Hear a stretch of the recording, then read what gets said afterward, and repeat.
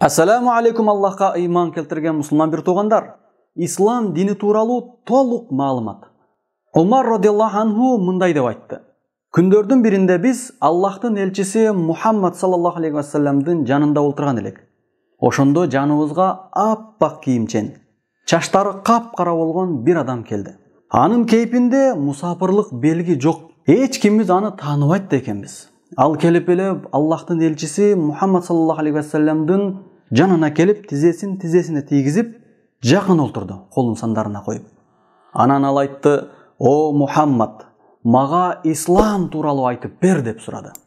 Аллахтын элчиси Мухаммад саллаллаху алейхи вассалам: "Ал-ислам ан ташхада ан ла илаха иллаллах ва анна Мухаммадан расулуллах ва туқима ас-салаа ва ту'тия аз-зака ва тасума рамазан ва тахуджа ал-байта ин истатa'та илейхи сабила." Ислам бул Аллахтан башка сыйынууга татыктуу Кудай жок экендигине жана Мухаммад анын элчиси экендигине күөлүк берүүң, намазды толук аткарууң, зекет берүүң, Рамазан орозосун тутууң жана күчүң жетсе Кабага барып ажылык кылууң деп жооп берди. Ошондо жанагы адам туура айттың деди. Биз анын суроо берип, кайра өзү тастыктап жатканына таң калдык. Андан кийин ал айтты: "Эми мага ыйман тууралуу айтып бер.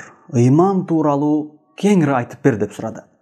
Аллахтын элчиси Мухаммад саллаллаху алейхи вассалам: "Ан ту'мина биллахи ва малаикатихи ва кутубихи ва русулихи вал яумил ахир ва ту'мина бил кадари хайрихи ва шаррихи."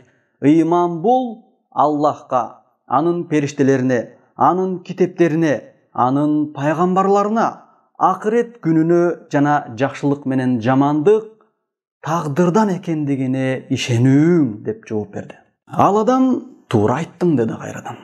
Андан кийин: "Эми мага ихсан жөнүндө айтып бер" деди. Аллахтын элчиси Мухаммад саллаллаху алейхи вассалам жооп беретинде: "Ан та'будаллаха кааннака тарах фа ин лам такун тараху фа иннаху ярак." Ихсан деген бул сен Аллахты көрүп турганыңдай ага сыйынууң, ибадат кылууң. Сен аны көрбөсөң да Аллах сени сөзсүз түрдө көрүп турарын сезгин, билгин деп жооп берди. Андан кийин ал адам: "Кыямат качан болот? Кыямат качан болорун айтып бер" деди. Аллахтын элчиси Мухаммад саллаллаху алейхи вассалам: "Мал мас'улу анха би а'лама мин ас-саил." Бул жөнүндө суралынып жаткан адам суроочу адамдан артык билбейт деп жооп берди. Ал адам: "Андай болсо, мага кыяматтын белгилери тууралуу айтып бер. Кыяматка чейинки аткарыла турган белгилер тууралуу айтып бер" деди. Пайгамбарыбыз Мухаммад саллаллаху алейхи вассалам айтты: "Ан талидал амату раббатаха ва ан тарал хуфатал уратал алата ри'a ша'i ятатавалуна фил буньян." Күң аял өзүнүн кожоюн төрөйт. Анан жылаң аяк, кийерге кийими жок кедейлер, малчылар бийик имараттарды курууда бири-бири менен атаандашканына күбө болосуң, көрөсүң деп жооп берди. Умар радиаллаху анху айтат: "Андан кийин ал адам туруп чыгып кетти ал жерден. Арадан бир аз убакыт өткөндөн кийин Аллахтын элчиси Мухаммад саллаллаху алейхи вассалам менден: "Я Умар, атадри манис саил?" Умар, тиги суроо берген адам ким экендигин билесиңби?" деди. Мен: "Аллах жана анын элчиси жакшы билет" деп жооп бердим. Мына ошондо пайгамбарыбыз Мухаммад саллаллаху алейхи вассалам айтты: "Фа иннаху Жибрил атакум юаллимукум динакум." Чындыгында ал адам Жибрил периште болчу. Силерге диниңерди үйрөтүп, суроо узатып келген эле деп айтты.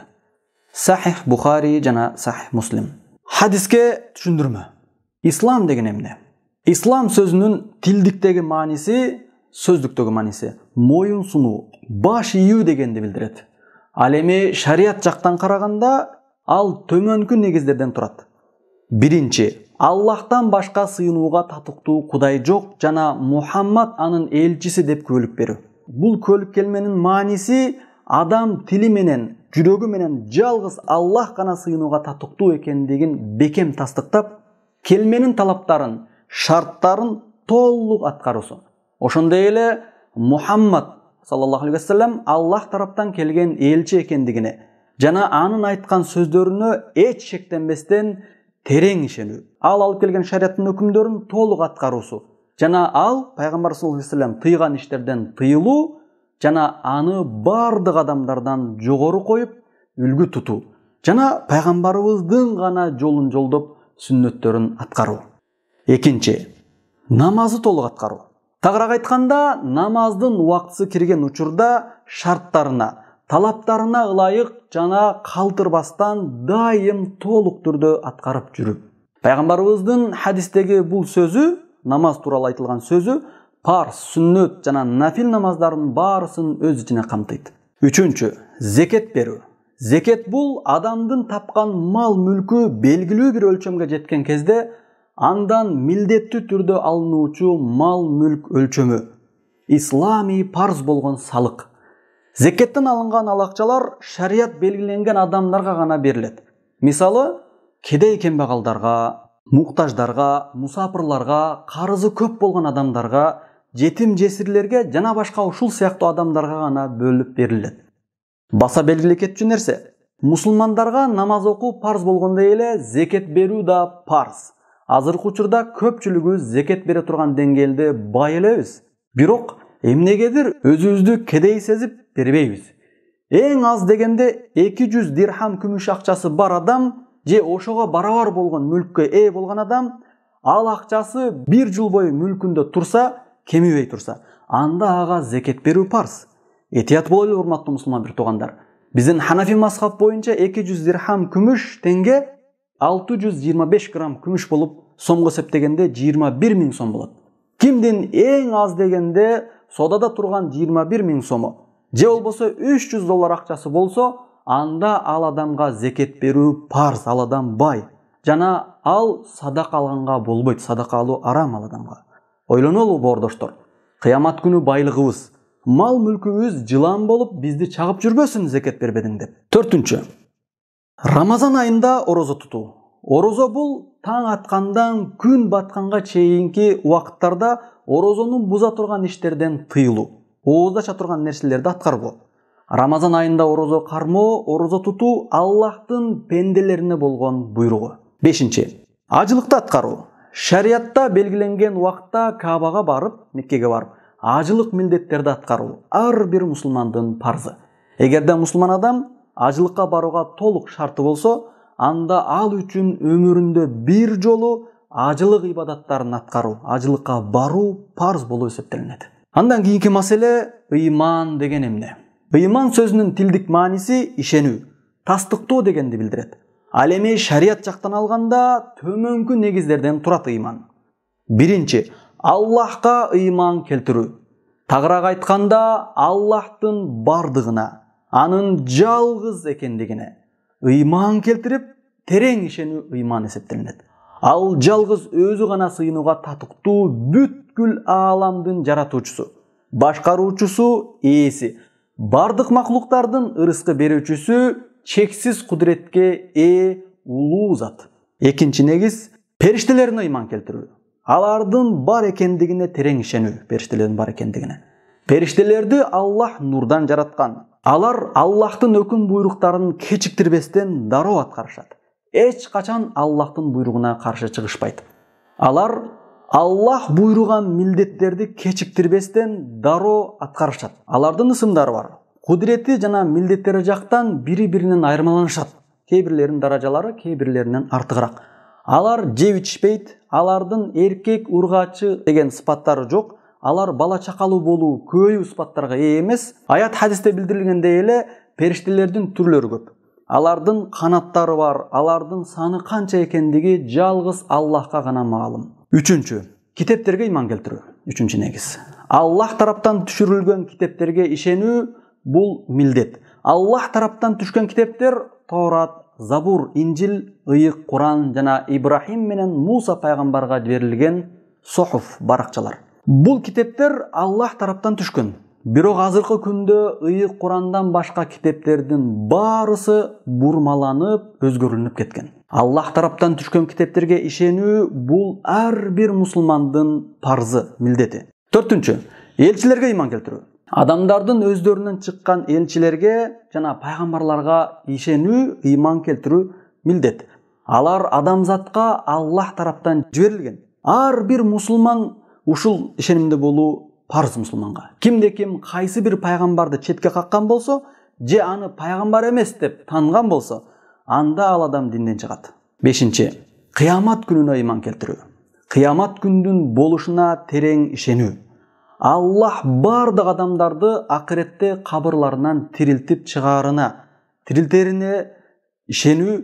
Ал күндө бүткүл адамзат Аллахка сурак беришет. Ошого ишенүү бул фарз милдеттер. Ар бир адам бул жашоодо кылып өткөн ар бир иши үчүн суралат.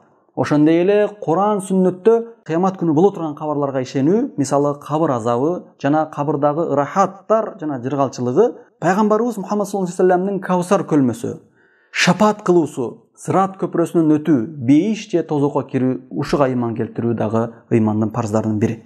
6. Тагдырга ыйман келтирүү. Тагыраак айтканда, адамдардын жашоосунда болгон бардык жакшылыкты жана жамандыкты Аллах жазып койгон. Аллах Таала аны алдын ала белгилеп койгонуна, ошондой эле бардык нерсе тагдыр боюнча болоруна терең ишенүү мусулмандык милдет.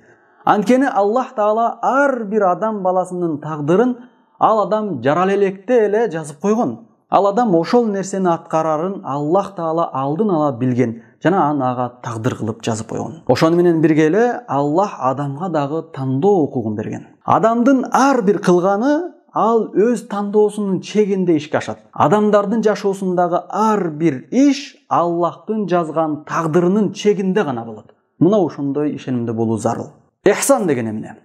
Ихсан деген сөздүн мааниси Аллахка карата жакшылык жана айкөлдүк кылуу. Аллах парз кылган, важып кылган буйруктарды толук аткарып, ага кошо мустахаб болгон, нафил болгон амалдарды дагы, сооптуу иштерди дагы кылдаттык менен аткаруу ихсан болот. Талаптагыдай кылуу ибадаттарды толук аткаруу.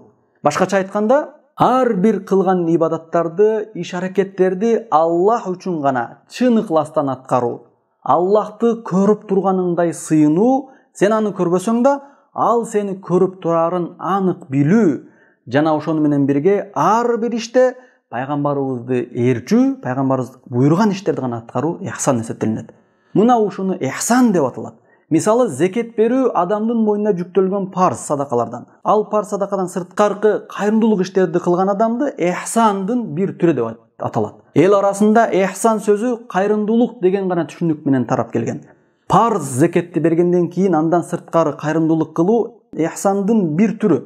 Бирок ихсан бир эле садака берүү деген эле түшүнүктү бербейт. Кандай гана ибадат болбосун, Аллахты көрүп турганыңдай сезим менен талаптагыдай кылуу ихсан болуп саналат. Намазды толук аткаруу ихсан, нафил намаздарды окуу ихсан, жакшы сөздөрдү сүйлөп жүрүү дагы ихсан болуп саналат. Мына ушул сабактарды дагы башкаларга бөлүшүп коюу дагы ихсан болот.